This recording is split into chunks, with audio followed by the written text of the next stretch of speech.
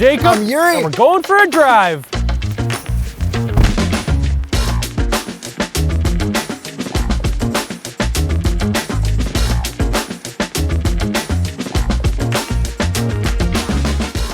'23 Nissan Pathfinder. Rock Creek without launch control.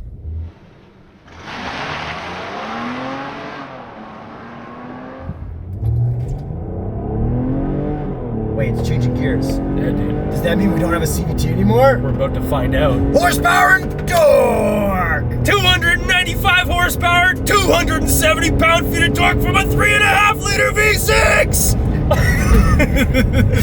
And no more CVT. Yeah, so it's got a 9-speed auto, and it's actually fantastic. It's a little bit laggy here and there, so I'm in sport mode right now. I've let it chill down. I'm just gonna floor it.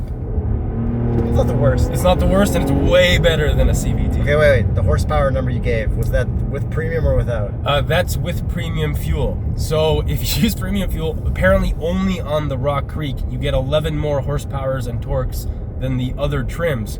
However, on the other trims, I think you may also get increased horsepower torque if you do use premium fuel. So They're just not telling you, maybe. We don't know. Possibly. It's suspicious. And then we know the person who had this car last, Truck King, this definitely has regular fuel in it. yeah, Truck King, shout out Truck King. Maybe it's got even, premium. Maybe he even put water in it to help top it up. Yeah, from off-roading it. Howard, not Steven. We don't know. Yeah, shout out Truck King though. And fun fact about this engine, this is a VQ35DD. I did hear a little bit of like VQ-ness when you were ripping, and I'm like, that sounds kind of good. Dude, if you straight pipe this or put a Hot Rod Scott's muffler just like you have on yours, it would actually probably sound like your 350Z. I heard I could give it a little. Let me use the paddles. Yeah, There. Yeah, right around like 5,500, 6,000. Gang. Okay, what's Rock Creek? This is off-road? Yeah, this is an off-roady trim. You do get a couple different things. Lifted and off-road tuned suspension, which I find to be a little bit harsh, but not bad. Totally dailyable, no issues at all. You get a beefed up roof rack that can handle up to 220 pounds, no problem. It's just tricky to get up there and get back down. I don't know if it's really meant for car camping. I think it's more meant for storage, and you probably want a ladder if you're gonna get up there. It didn't come with a ladder.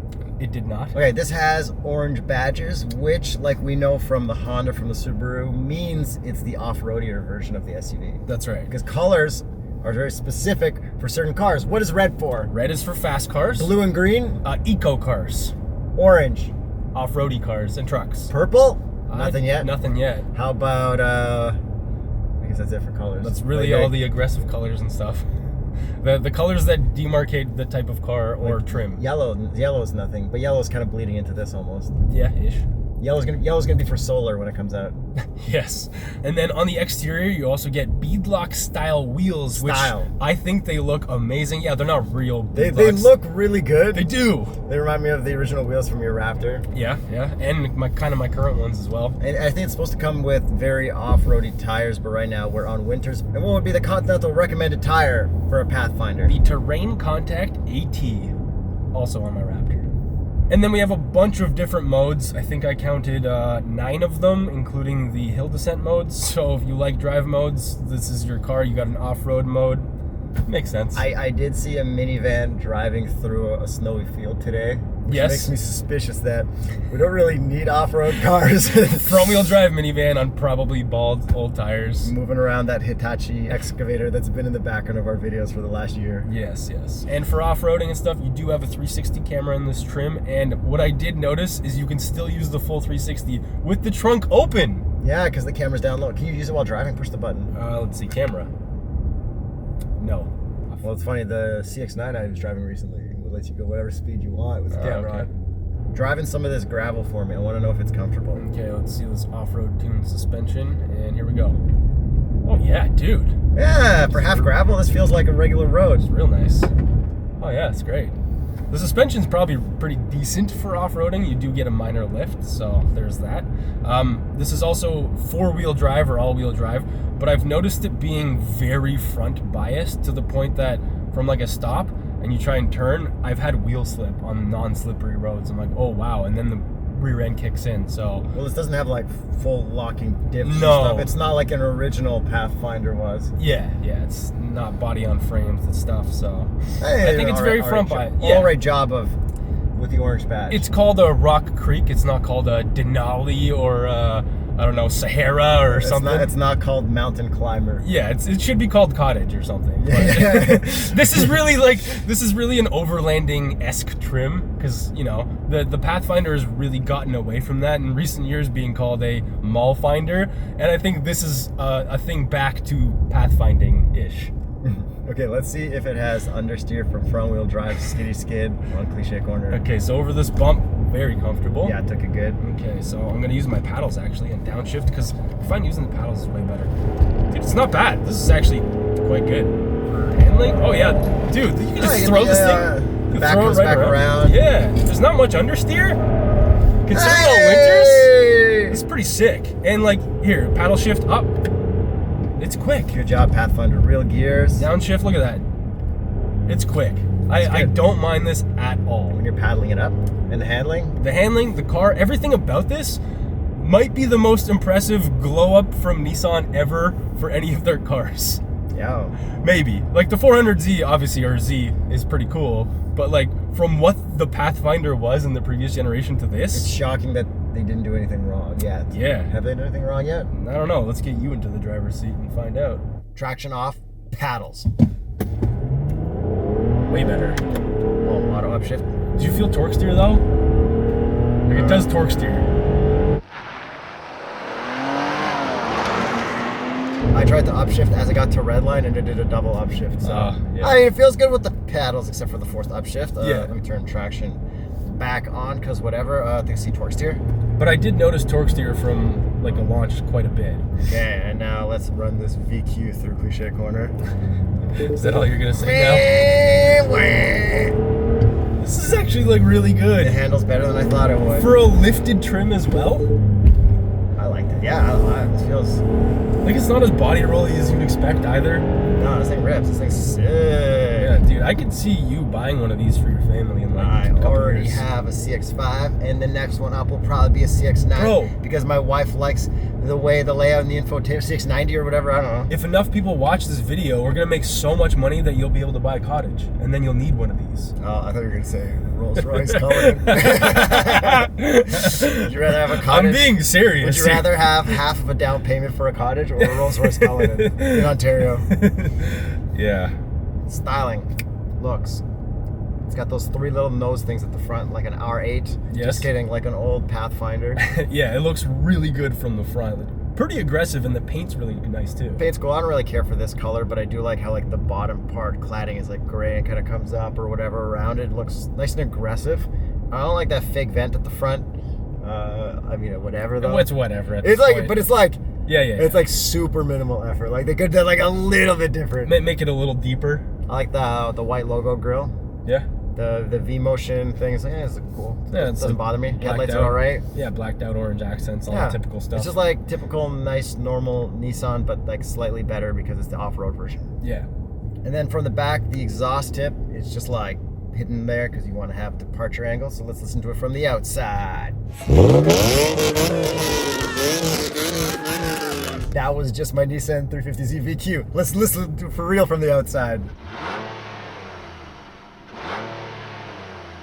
Overall, looks-wise, do you like this more than the Honda one that we drove or the Subaru one that we drove? Or this? I like this over both. I think I like the looks of the Subaru one more. Subaru one was a little bit more extra, but all the plastic cladding was just like Yeah, kind of dumb. no, I think this. I guess this looks better. This looks overall better, but I think I still in my head have a preference for the Subaru one. And if you're looking to buy any of those off-roady trim SUVs with the orange badges, where should people go? tsp.truecar.com, discounter price offers, and I think you'll be able to get a better deal on this than a Subaru Forester. You'll probably get way more off MSRP, especially through our link.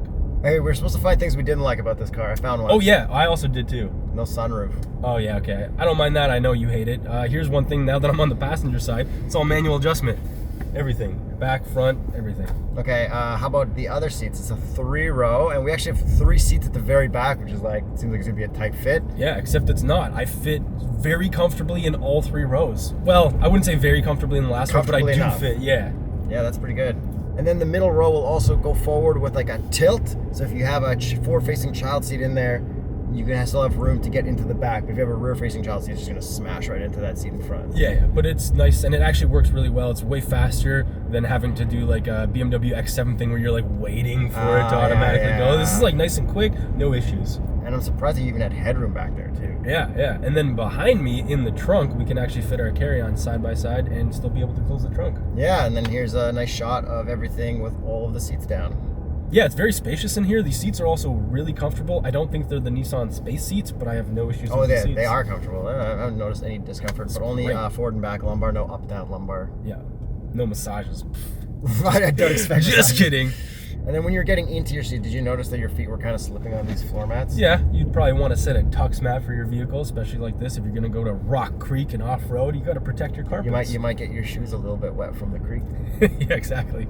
Get yourself a set of tux mat. Go to tuxmat.com/the straight pipes and see what they have for your vehicle. You're going to make this car look luxurious. Oh, yeah. Instead of just rugged. Exactly. You'll bring up this interior to another level. Okay, things I actually like about this interior, on the seat and on the armrest, it's got the Rock Creek stitching. Yeah. But hopefully if they change the trim name to I Have a Cottage, it'll say that instead. Imagine it said I Have a Cottage. That'd be the funniest thing ever. Cottage edition. Yeah. And then we do have leather, or what appears to be leather-like surfaces all over, and I don't mind it at all. Not too much gloss black, so I'm okay with that. And where we do have gloss black, there's like almost like a sparkle to it.